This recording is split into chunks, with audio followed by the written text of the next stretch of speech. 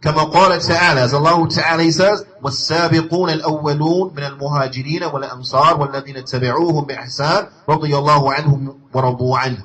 That those who came first and foremost from the muhajirun and from the ansar, and those who followed them in good, Allah is pleased with them and they are pleased with Him. So those who follow Sahaba in good, at the first and foremost in every generation, at the first and foremost of what it means and of the category of individuals who follow Sahaba in good, at the top of them, at the head of them, is the ulama.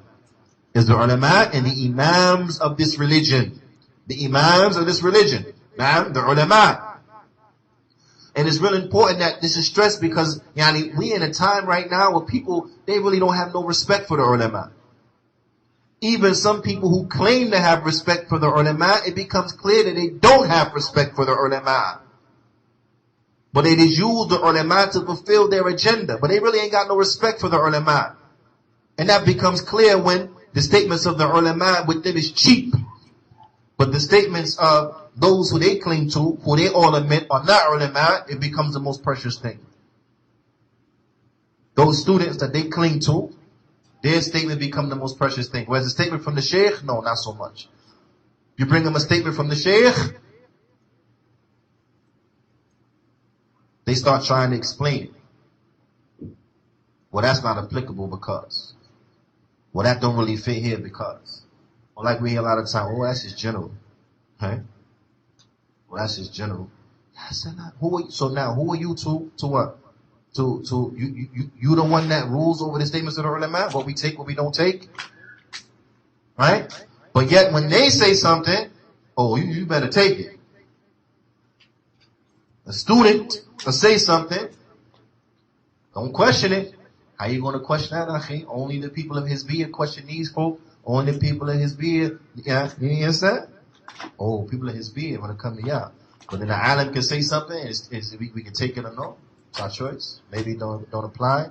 We don't like it here. Don't spread it. Right? You understand? You see what's going on?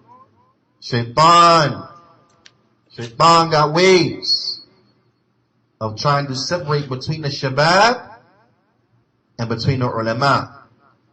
You understand? Because the ulama, warathatul anbiya.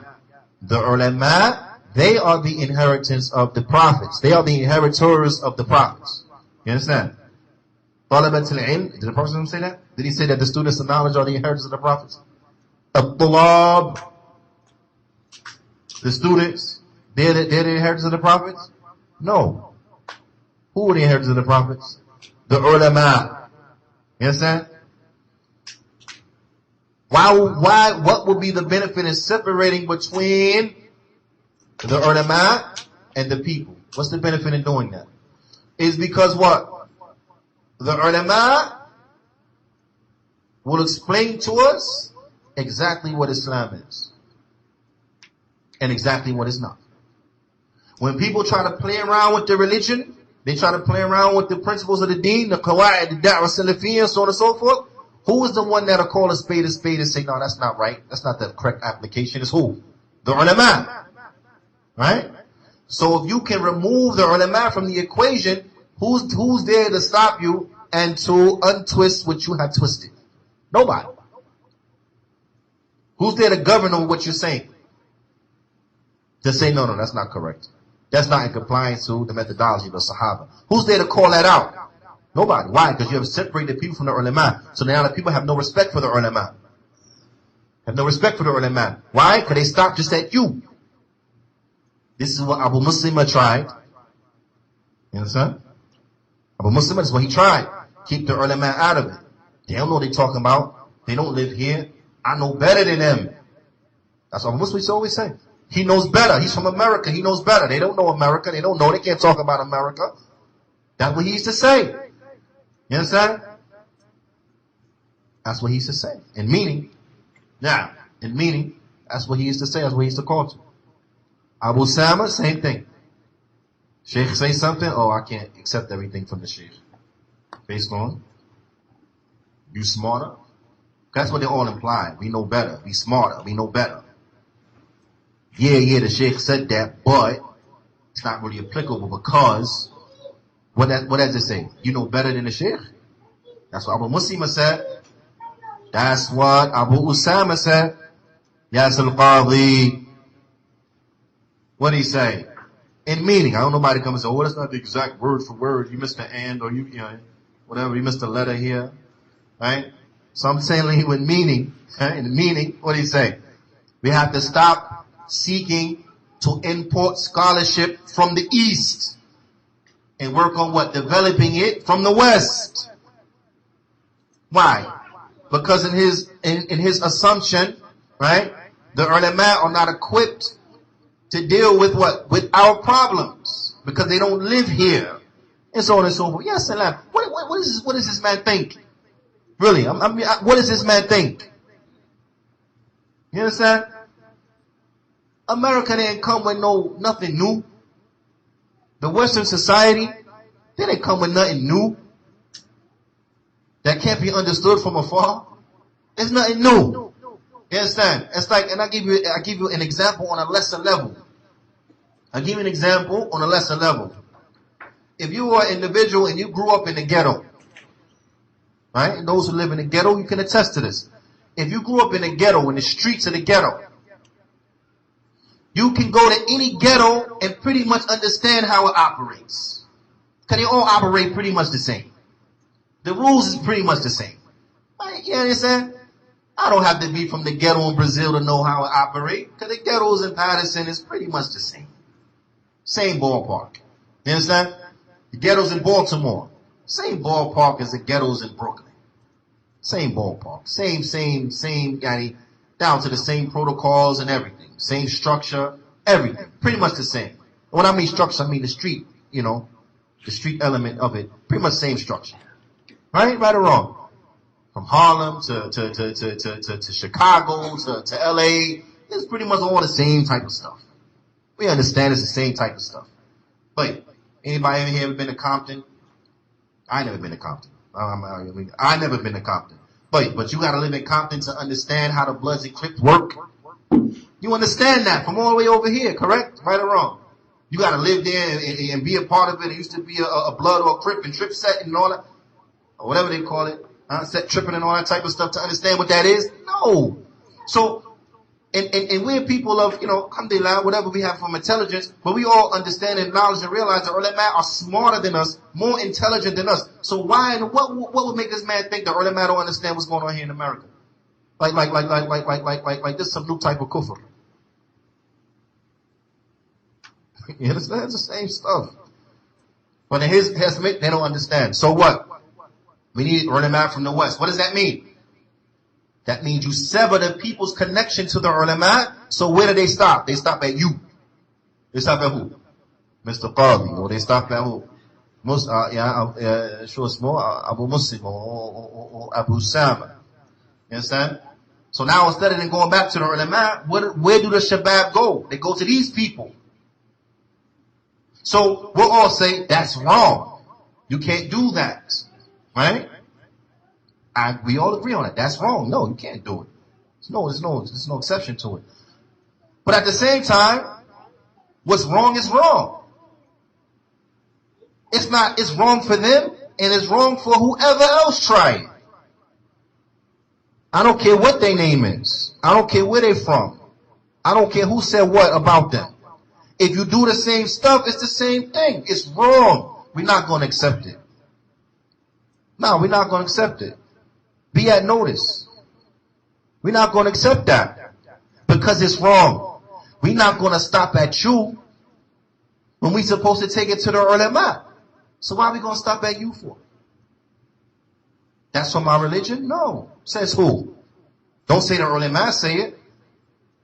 Because in essence, what are you trying to make us believe? Do you think we're stupid? Do you think that people are stupid? So you come to the person and say, no, man, you better respect the ulama. You better respect the ulama. And out of respect for the ulama spoke good about me. So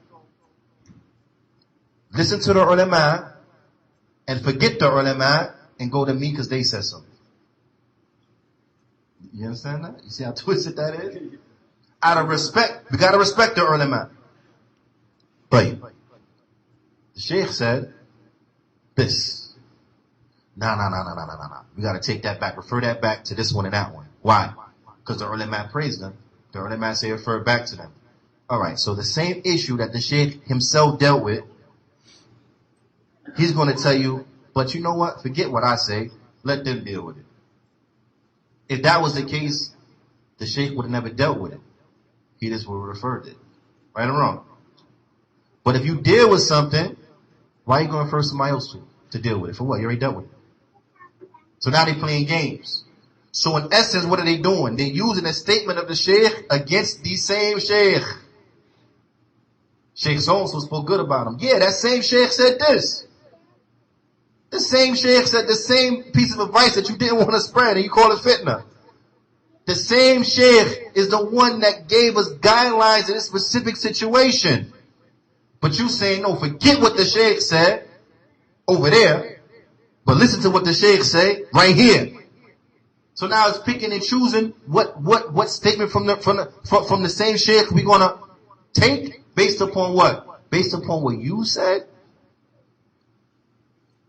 So now, are we, in that type of situation, are we really connected to the ulama? Or are we connected to this person who will spoon feed us what he wants? You understand? If you have the ability, and I'm putting this on a lesser level, that's like a person telling you, you just sit here, man, and I will feed you from the buffet what you need. Right? But you have the ability to get up, go to the buffet and make your own plate. Would you just go for that? Just keep your mouth open, like the plane, here it come, open your mouth. Right? And you just sit there and give whatever he want to give you, or would you get up and get your own plate and go to the buffet and get directly from the source? You go directly to the source. Why? Because that makes sense. And if that makes sense when it comes to food, how it doesn't make sense when it comes to guidance and asking questions about a hadith and so on and so forth. If you have the ability to ask Sheikh Muhammad bin Hadi about a hadith, you're going to stop at somebody else who's not even a scholar? Not saying, you have the ability to ask the Sheikh Muhammad bin Hadi about something. You're going to stop somebody in the street, a student in the street, and say, hey, let me ask you about a hadith. Right in front of the master, the Sheikh Muhammad bin Hadi? What sense does that make? Go inside the master, ask the Sheikh. You understand? No. I'm just going to ask the student. He studied Kuliya Hadith. He studied in the school of Hadith. Wait, Sheikh Muhammad Hadi is his teacher. No, I'm going to ask him, he studied Hadith. Why am I asking him from the Sheikh? Sheikh Ahmed Zubiri, Alhamdulillah Ta'ala, he reminded me, he taught me a great lesson, subhanallah. He mentioned, and we all know the story, the famous story of the man that asked Imam Malik a number of questions. Right? Imam Malik kept saying, La adri. I don't know. So the man, he said, if you don't know, who know? He said, tell him Malik, say, hell no. Right? Long story short, we all know this incident. Anyway, Sheikh Ahmed Zubiri, he mentioned, he said that this individual was from Spain. He was from Andalus. He was from Spain. Was modern day Spain. Right? We all know what Spain is, correct? Geographically. And we know where Medina is, geographically. Right? So this man had to come across all of the north of Africa, right? You have a lot of Muslim countries there. He had to come across all the Sham, right? Muslim countries, to reach Medina. Sheikh Ahmed Zubiri, he mentions, he said, do you think that vast area was devoid of scholars? Do you think that vast area was devoid of ulama? He said there were ulama in every one of those countries in which he passed through. There was ulama that was there. You understand? He said, but due to the methodology of the Salaf, because the methodology of the Salaf is that you go to the biggest scholar that you have the ability to reach. So because he had the ability to reach Imam Malik, was the Imam Darul Hijrah, one of the greatest scholars in the world at the time, he went straight to what? The biggest one he could reach was Imam Malik. And he said, because this is the way of Ahlul Sunnah. This is the way of Ahlul Sunnah. We go to the ulama. Based upon what these people want you to believe, he could have stopped anywhere. He could have stopped anywhere. Not even look for a sheikh, but just find a student who's sitting in his circles. And let's not make it think like the students now is like the students then, but they're not. But in any event, he could have picked one of them and asked his questions. But he didn't. He went to Imam Malik because it's from the Sunnah, it's from the way of Ahlul Sunnah wal Jama'ah, it's from Salafy to do what? To go to the ulama, and not just the ulama, but the biggest alim that you can have access to. And so on and so forth. But in any event, even a small scholar is bigger than the biggest student. Shaykh. Huh? Even a small scholar is bigger than the biggest student. This is another evil, ugly statement you got going on right now. A sheikh will say something, and what's the response? They'll say something that somebody don't like. You understand? And their response will be, that's just a small sheikh. A small sheikh. But you're the same people that say to stick to the major students. What's a major student? That term don't even exist. But in any event, for argument's sake, let's say major students. A major student rivals or is bigger than a small sheikh? No. Sheikh is still bigger and better. The small sheikh is still bigger and better. So now what sense do it make to say, put major here and then attach it to student and say, no, listen, because the major student said. But then I tell you, sheikh said, you say, no, you're small sheikh. Okay, look, putting small in front of sheikh don't elevate the student because you put big in front of it. You know, don't play no marketing games with us. You understand? That don't work. Don't play no marketing games with us. Man, it is what it is. The sheikh is still bigger.